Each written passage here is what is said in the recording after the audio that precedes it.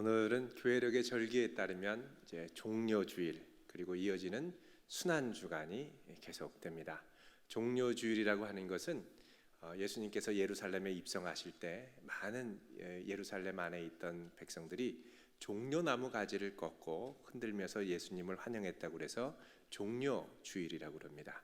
그리고 이제 이번 주부터 한 주간 예수님이 예루살렘에 들어가셔서 붙잡히시고 순환당하시는 순환주간이 계속되는 것입니다. 오늘 이 종려주일과 순환주간을 맞이해서 본문 말씀을 중심으로 다 이루었다, 다 이루었다라는 제목으로 함께 하나님 말씀을 나누도록 하겠습니다. 저는 이제 경부선을 타고 천안을 지나가게 되면 늘 생각나는 장소가 한 곳이 있습니다. 바로 독립기념관입니다. 그것은 어릴 때 제가 독립기념관을 처음으로 가서 받았던 충격적인 장면 때문에 그렇습니다. 그곳에 가면 모두 7개의 전시관이 있는데 그곳에 한 곳에 보면 일본군들이 아주 잔인하게 독립운동을 했던 우리 민족들을 고문하는 장면이 실제로도 아니죠, 마네킹으로 전시되어 있는 부분이 있습니다. 일본에서 그게 너무 끔찍해서 철거해달라고 요구를 했다고 하기도 하죠. 마네킹으로 보기만 했지만 어린 제 나이에 그것을 보는 것은 상당히 충격이었습니다. 사람이 저렇게 잔인할 수 있는가 하는 생각에 소름이 끼쳤죠. 후에 제가 뉴욕에 한번 갔을 때 독일의 아우슈비츠 포로 수용소를 재현해 놓은 홀로코스트 박물관을 간 적이 있었습니다. 그곳에 전시된 사진들과 고문 도구들을 보니까 그거는 어릴 때 받았던 충격 이상이었습니다. 정말 사람들이 이렇게까지 잔인할 수 있는가, 정말 악마와도 같다라는 생각이 들었습니다. 이런 잔인한 면은 과거라고 해서 덜하지 않은 것 같습니다. 전에 우리나라에 기독교가 처음 들어왔을 때 우리나라 조정에서 신자들, 믿는 사람들을 붙잡아서 박해를 한 적이 있습니다. 박해하고 참수에 처하고 처형을 했는데 그때의 상황을 그린 기록 영화들, 또 그때의 상황을 그린 영화들을 제가 본 적이 있습니다. 거기 보면 이런 장면이 나옵니다. 예수를 믿지 말아라 그랬는데 믿으니까 사지를, 소 4마리를 가져와서 이 끈을 묶어서 사지로 잡아당기는 거예요, 내 방향으로. 그러니까 사람의 몸이 잡혀가지고 붕 뜨게 되죠. 그만 믿어라, 부인해라, 나는 끝까지 못합니다. 그러면 소를 힘껏 채찍을 쳐가지고 소가 사방으로 가서 결국 사지가 찢어지면서 죽임을 당하는 그런 아주 잔인한 처형 방법이 있었습니다. 그러나 아무리 이런 처형 방법들과 고문 도구들이 끔찍하고 잔인하다 하더라도 십자가만큼 끔찍한 처형 방법은 없습니다.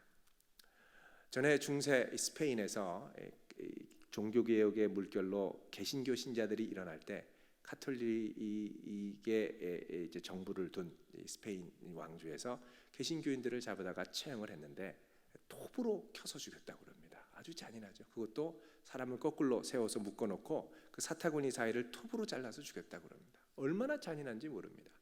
그런데 그렇게 잔인하다 하더라도 또 옛날 이 로마에도 보면 이 사도들이 톱으로 켜서 죽임을 당한 경우도 있죠.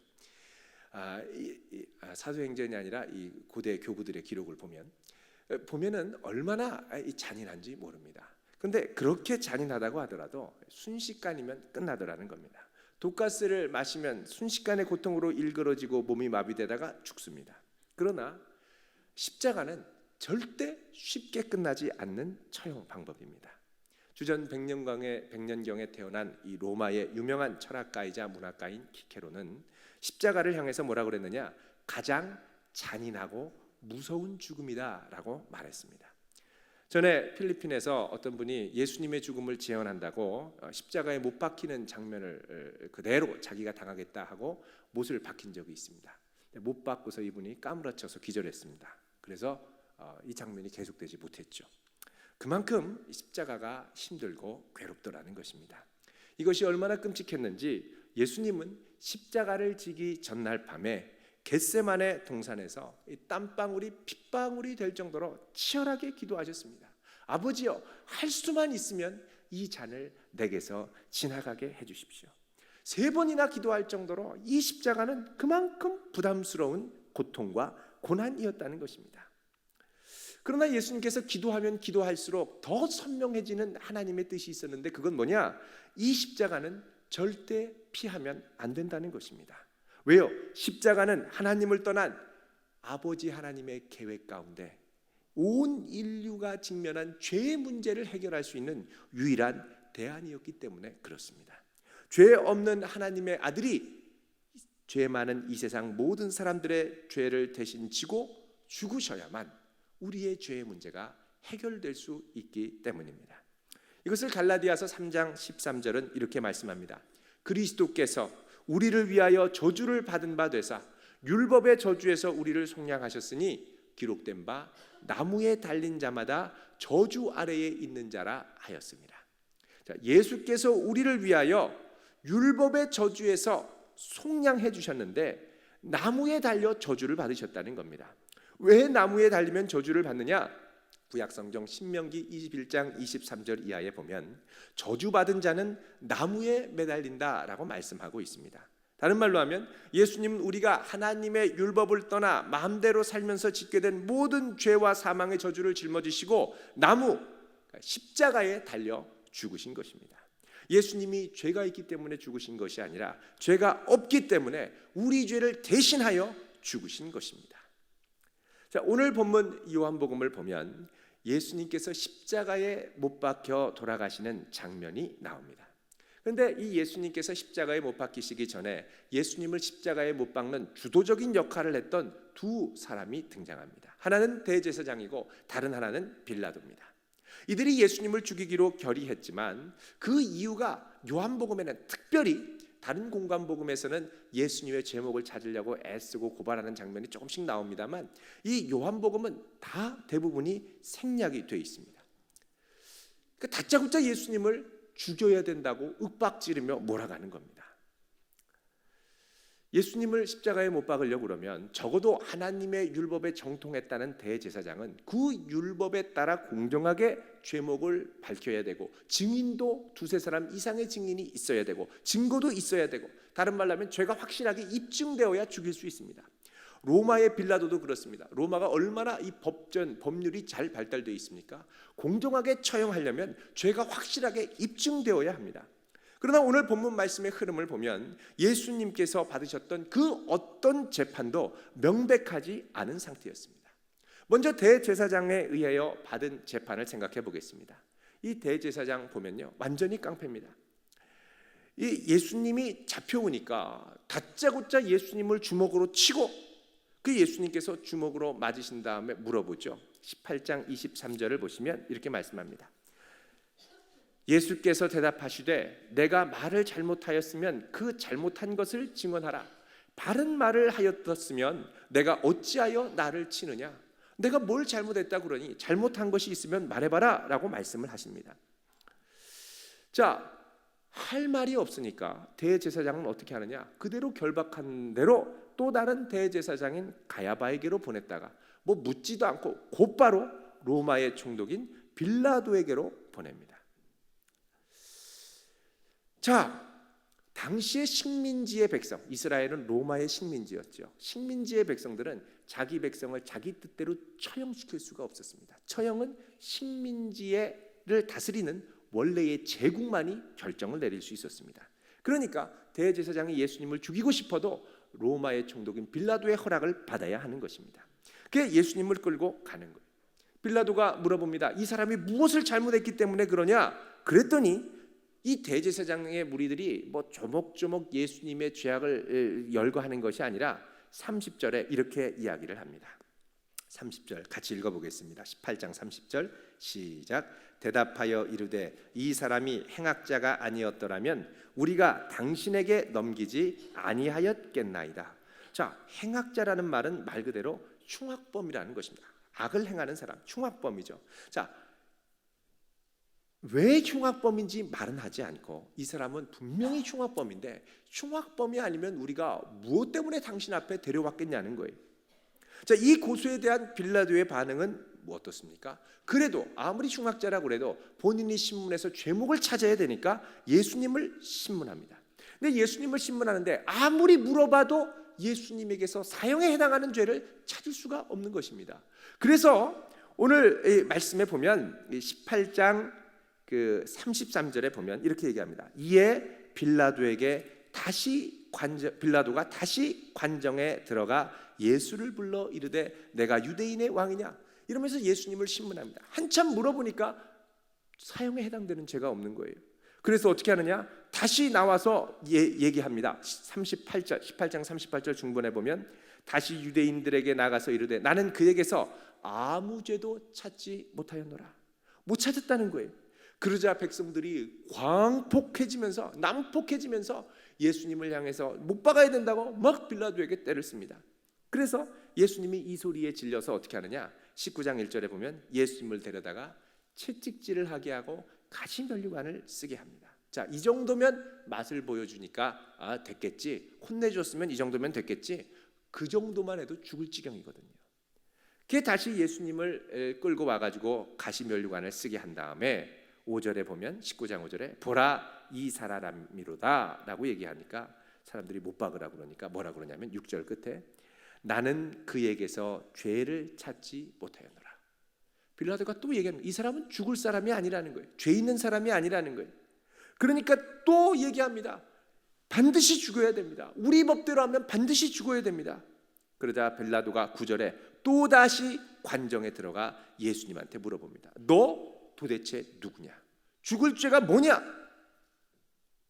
이 12절에 보면 19장 12절에 빌라도가 예수를 놓으려고 힘썼지만 안 되더라는 것입니다. 그래 할 수 없이 16절에 예수님을 십자가에 못 박도록 내어줍니다. 자, 이 십자가에 못 박는 과정까지 이 빌라도가 몇 번을 들락날락했느냐? 4번이나 들락날락했습니다. 제국 최고의 권력을 가진 자가 예수님을 무죄로 심판하니까 세상의 권력들이 가만두지 않는 거예요. 할 수 없이 4번이나 왔다 갔다 하면서 계속 줄기차게 하는 말이 뭐냐? 이 사람은 죄가 없다는 겁니다. 그럼에도 불구하고 할 수 없이 이 폭도들의 반응에 못 이겨서 할 수 없이 예수님을 십자가에 못 박게 내어주는 것입니다. 이런 대제사장들 그리고 빌라도의 모습에서 우리가 알 수 있는 것이 무엇입니까? 인간의 죄성입니다. 사람이 한번 살기를 품고 사리를 품고 거부하면 정말 악랄하고 추악한 때까지 내려갈 수 있다는 것입니다. 예수님의 십자가형이 확정되자 당시로 얘기하면 십자가 처형을 집행하는 사람은 로마 군인 4명이 한조가 돼서 끌고 갔습니다. 로마 군인들 4명이 아마도 예수님을 인계받고 골고다 언덕까지 호송해서 거기서 십자가형을 집행했습니다. 골고다라는 말은 해골이라는 뜻입니다. 갈보리와 골고다가 있는데 이 갈보리는 라틴어고요. 골고다는 아람어입니다. 다 똑같이 해골이라는 의미를 지닌 언덕인데 그 언덕 모양을 보면 정말 해골과 비슷하게 생겼다고 합니다. 자, 이곳에 예수님을 데려가서 십자가에 못을 박습니다. 당시에 십자가 처형할 때 썼던 못 유적에 나온 걸 보면 보통 12에서 17cm 정도의 커다란 대못이 손으로 박힙니다. 근데 손에 박기보다는 보통 손목에 많이 박았다고 합니다. 손에 박지 않은 이유는 뭐냐? 십자가에 6시간, 10시간, 하루 이틀 계속 매달려 있어야 되는데 계속 매달려 있다 보면 나중에 힘이 빠져서 몸을 지탱하지 못하고 쭉 이 두 팔이 처지게 되는데 그렇게 되면 이 못에 박힌 이 두 손에 의지해서 십자가에 대롱대롱 매달려야 하는데 그 무게가 너무 무거우니까 손이 찢어지더라는 거예요. 이렇게 버티지를 못합니다. 그럼 또 갖고 박고 또 찢어져서 내려지면 또 박고 그러니까 아예 안전하게 처음부터 손목에 박는 경우가 참 많았다고 합니다. 자, 예수님을 이렇게 못 박고 난 다음에 로마의 군병들이 무엇을 하고 있느냐를 가만 보면 참 기가 막힙니다. 로마 군병들은 예수님을 못 박고요. 보너스 받으려고 눈독을 들이기 시작합니다. 그게 뭐냐? 바로 예수님이 입으셨던 옷을 서로 나누어 갖는 것입니다. 오늘 말씀 19장 보면 23절입니다. 이렇게 말씀합니다. 군인들이 예수를 십자가에 못 박고 그의 옷을 취하여 네 깃이라는 건 네 부분입니다. 네 부분으로 각각 나누어서 한 부분씩 얻고 속옷도 취하니 이 속옷은 호지 아니하고 위에서부터 통으로 짠 것이라. 자, 여러분, 당시에 옷은 아주 귀한 것이었습니다. 한 사람이 옷 한 벌이 있으면 거의 평생을 입을 정도였습니다. 당시에는 다 손으로 옷을 만들었기 때문에 옷감도 작고 그랬기 때문에 옷이 많지 않았습니다. 당시 유대인들의 남성 하면 이 정장이 5가지로 이루어져 있습니다. 먼저는 머리에 쓰는 터빈, 신발, 그리고 속옷 한 벌, 외투 한 벌, 그리고 허리띠, 이렇게 5가지였습니다. 근데 병사들이 예수님을 십자가에 못 박고 예수님의 옷, 야 이거 잘 됐다, 이제 옷을 나누는 거예요. 여러분, 고대 전쟁에서도 전쟁에서 승리하면 전사한 군사들의 옷부터 벗겼습니다. 뭐 피가 묻어 있든 구멍이 나 있든 상관없이 옷부터 먼저 벗겼습니다. 그 정도로 옷은 귀한 자산 가치가 있었습니다. 그래서 옷을 빼가지고 예수님의 옷을 병사들이 나눴는데, 예수님의 겉옷을 보니까 이음새가 있어요. 한 부분, 두 부분, 세 부분, 뒤에 또 네 부분. 그래서 네 부분으로 나뉘어져 있으니까 이거를 이 이음솔기를 따라 이렇게 찢어가지고 나눠 가진 겁니다. 그런데 속옷을 보니까 이 속옷은 통으로 길게 짜 있는 거예요. 그러니까 속옷이라 그래서 우리처럼 복잡한 게 아니라 옛날에는 그냥 쌀 가마떼기 같은 거 이렇게 빵꾸내서 속옷으로 입었던 것입니다. 허리띠 메고. 그러니까 이게 하나로 돼 있으니까 야 이거는 나누기가 어렵다, 어떻게 할까? 그러다가 제비 뽑아서 나누자라고 얘기를 한 것입니다. 여러분, 그 당시의 장면을 잘 생각해 보십시오. 예수님이 십자가에 참혹하게 못 박히셨습니다. 얼마 되지 않았습니다. 이제 10분, 20분도 되지 않았는데 찢어진 손발에서 핏방울이 뚝뚝 떨어지고 십자가 기둥에는 핏물이 흘러내리고 있습니다. 그런데 바로 그 발치 아래에서 로마 군인 4명이 예수님의 옷을 갖고 이것이 내 것이고 이것은 내 것이고 마지막 속옷을 갖고 티격태격 싸우고 제비뽑기를 하고 있는 것입니다. 얼마나 어처구니 없는 말입니까?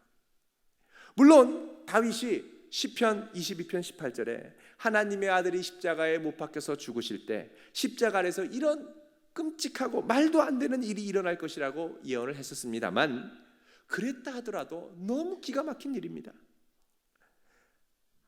하나님의 아들이 저런 악하고 한심한 인생들의 모든 죄를 짊어지고 처참한 죽음을 당하고 있는 그 현장인데, 그 현장에서 로마 군병들은 탐욕의 눈이 멀어 눈을 벌겋게 뜨고 어떻게든 예수님의 옷까지 하나라도 더 차지하려고 난리를 치는 거예요. 가끔씩 이럴 때가 있습니다. 사랑하는 가족이 죽었어요. 친구분들이 찾아오세요. 위로한다고 하면서 물어보는 게, 그런데 신랑이 썼던 옛날에 그 옷, 옛날에 그 농기구, 신랑이 썼던 자동차, 신랑이 입던 옷, 그거 안 쓰면 나 죽고 가지 그래? 이 얘기하는 거예요. 여러분, 충격받습니다. 어쩌면 그럴 수 있을까? 근데 예수님 바로 밑에 있던 이 로마 군병들이 예수님이 그렇게 죽어가는데 옷 나누기에 정신이 없는 거예요. 자, 예수님이 십자가에서 피를 흘리면서 자기 옷을 나누려고 욕심을 부리고 있는 그 인생들을 바라보고, 또 자기를 죽이기 위해 말도 안 되는 죄목을 걸어가지고서는 고발했던 대제사장과 폭도들의 무리를 보면서 누가복음 23장 34절에 보면 이렇게 기도하십니다. 아버지여, 저희를 사하여 주옵소서. 자기의 하는 것을 알지 못함입니다. 그렇습니다. 지금 이들은 칠흑 같은 어둠으로 뒤덮여 있습니다.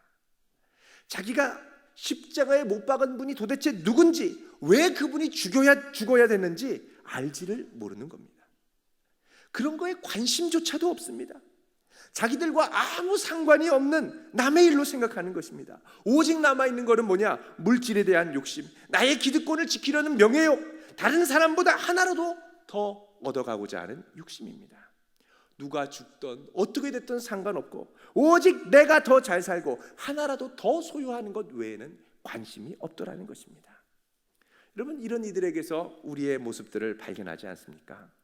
우리가 예수님을 몰랐을 때, 또 하나님이 계시는 것을 인정하려고도 하지 않았을 때, 내가 죄인이라는 것을 인정하고 싶은 생각이 조금도 없었을 때, 그때 우리의 관심은 무엇이었습니까?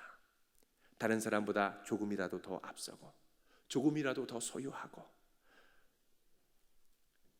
십자가가 바로 곁에 있지만, 내 눈앞에 있지만 십자가와 상관없는 삶을 우리는 살았던 것입니다. 이렇게 우리가 소망이 없을 만큼 악했기에, 무정했기에 예수님은 십자가에서 그 고결한 피를 흘리시고 우리를 위해 죽으셔야 했던 것입니다. 십자가의 고통은 시간이 갈수록 점점 무섭고 고통스럽게 다가옵니다. 여러분, 십자가에서 양손에 그 못 박은 자리에서 피가 떨어지고 또 다리를 통해서 피가, 못 박은 곳을 통해서 피가 점점점 빠져나가면요, 점점점 힘이 없어지고 체온이 내려갑니다. 그리고 정말 지쳐서 더 이상 손으로 발로 버틸 수 없으니까 두 손을 쭉 쳐지게 되는 거예요. 두 손이 쳐지면 어떻게 되느냐? 이 안에 횡격막이 압박을 받으면서 숨이 가빠지기 시작합니다. 그리고 이곳에 폐혈증이라고 해서 피가 차기 시작해요. 그 숨이 가빠지면 이제 막 질식하는 것처럼 온몸에 공포가 엄습합니다. 그럼 할 수 없이 다시 숨을 쉬기 위해서 두 손을 잡아 당기면서 살이 찢겨지는 고통을 감수하고 두 발로 못 박힌 두 발을 밀어서 체중을 들어 올리면서 숨을 내쉬기 위해 몸을 들어요. 그리고 숨을 내쉬고 또 다시 숨을 들이마시고 내쉰 다음에 또 다시 처지기 시작하는 것입니다. 자, 이것을 몇 시간 동안 반복하면 모든 고통이 하나로 결집되기 시작하는데 어떤 고통이냐? 바로 목마름입니다. 목마름. 예수님은 여러 시간 십자가에서 고난당하시다가 드디어 한마디 극심한 고통을 외칩니다. 28절입니다. 그 후에 예수께서 모든 일이 이미 이루어진 줄 아시고 성경을 응하게 하려 하사 이르시되 내가 목마르다.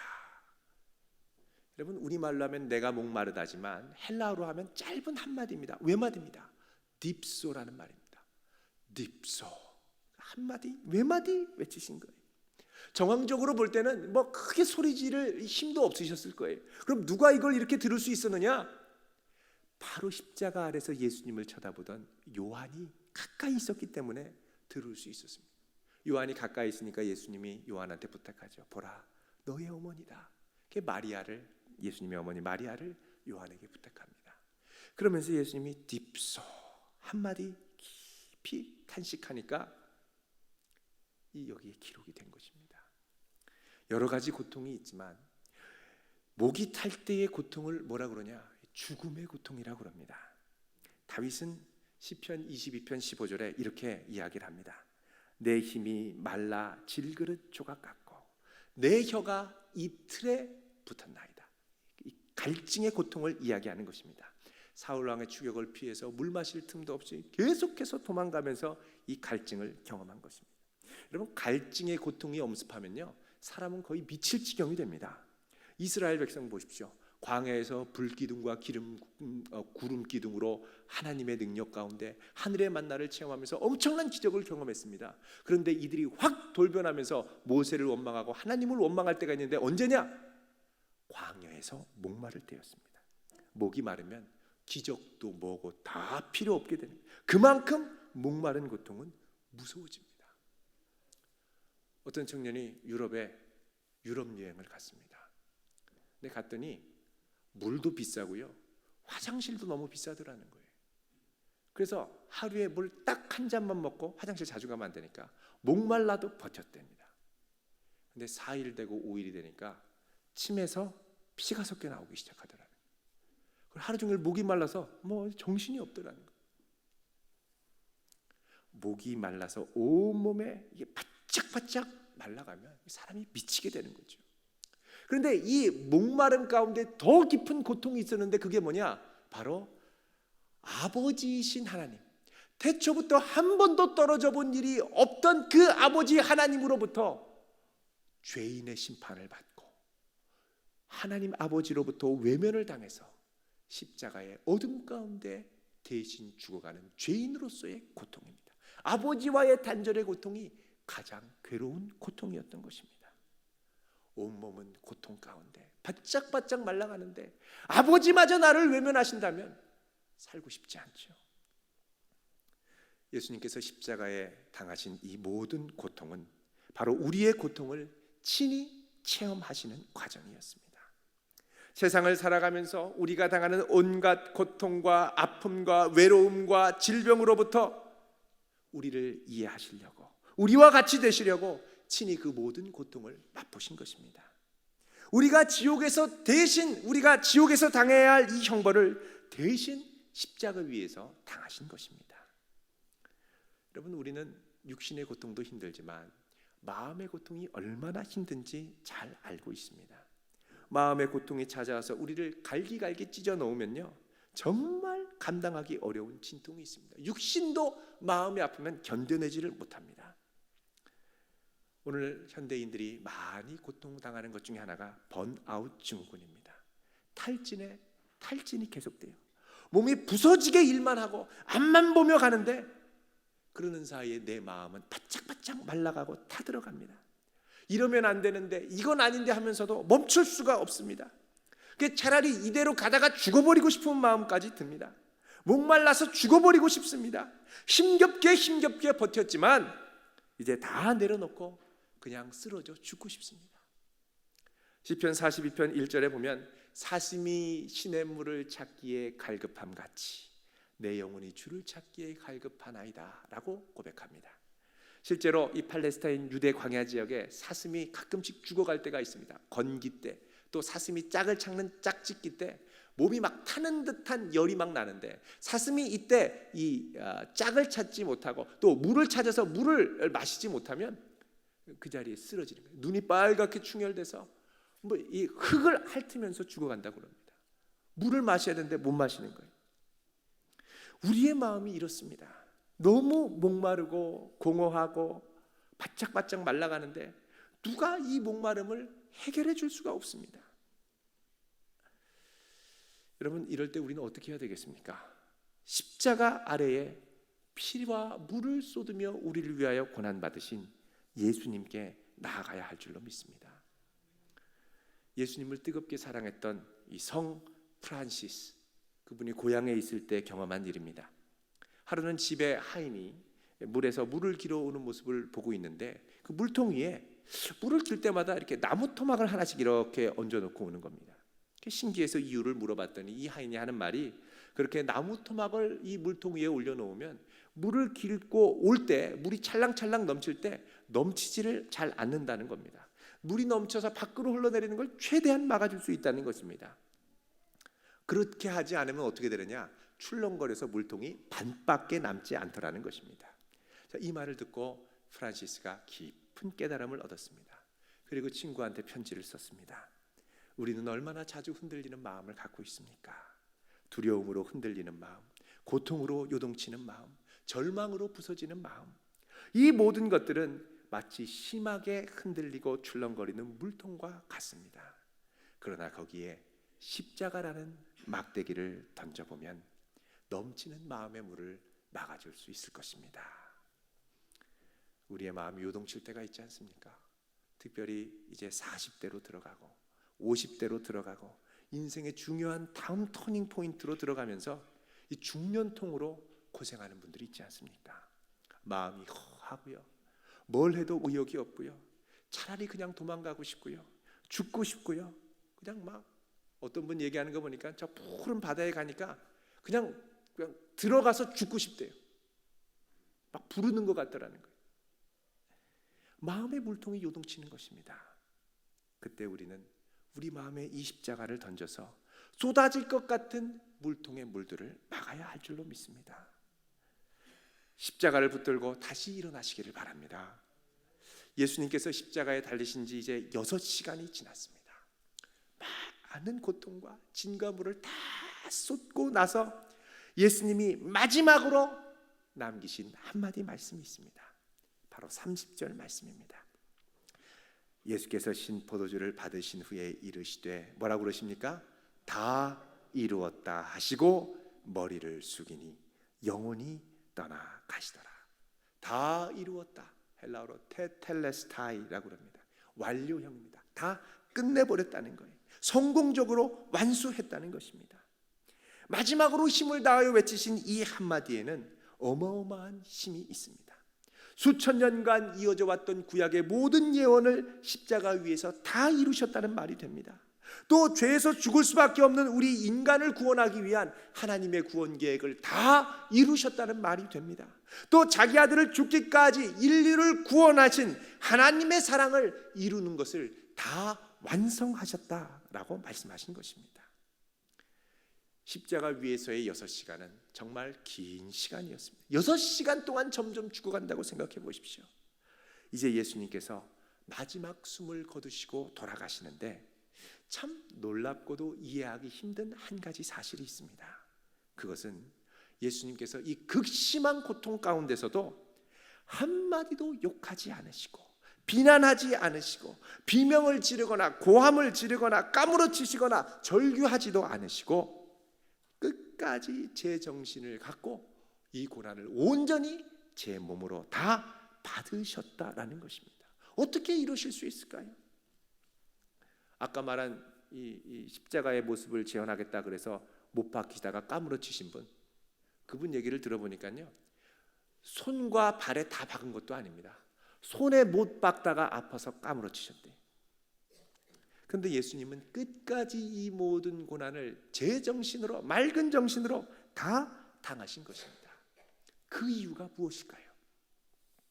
그것은 바로 우리를 향한 아버지의 사랑 때문이었습니다. 진정한 사랑은 고통과 죽음의 공포 가운데서도 도망가지 않는 사랑입니다. 사랑이 없을 때 우리는 무서워하고 고통당하고 비명 지릅니다. 공포에 질려 까무러칩니다. 그러나 정말 사랑 때문에 고통당하는 사람은 비명 지르지 않습니다. 까무러치지 않습니다. 지난 12월인가요? 부산에서 아파트에 큰 화재가 났었습니다. 화재가 얼마나 났는지 베란다까지 번졌어요. 그때 어머니와 자녀들이 불에 타서 죽었습니다. 그런데 소방관이 현장에 딱 도착해서 들어가 보고 깜짝 놀랐습니다. 엄마와 자녀들이 불을 피해서 아파트 베란다까지 나가 있었는데 이 베란다에서 어떻게 했느냐? 엄마가 두 아이를 꼭 안고 죽어 있던 거예요.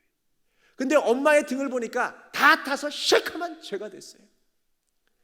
뒤에 막 무섭게 다가오는 이 불길을 엄마가 온몸으로 등으로 다 맞고 자녀들을 꼭 안고 보호하고 있었던 것입니다. 엄마가 무서워서 도망가지 않습니다. 무섭다고 비명 지르고 절규하지 않습니다. 꾹 참으며 자녀들 괜찮다고 오르만지면서 괜찮다고 조금만 참으라고 위로하다가 죽었을 것 같아요.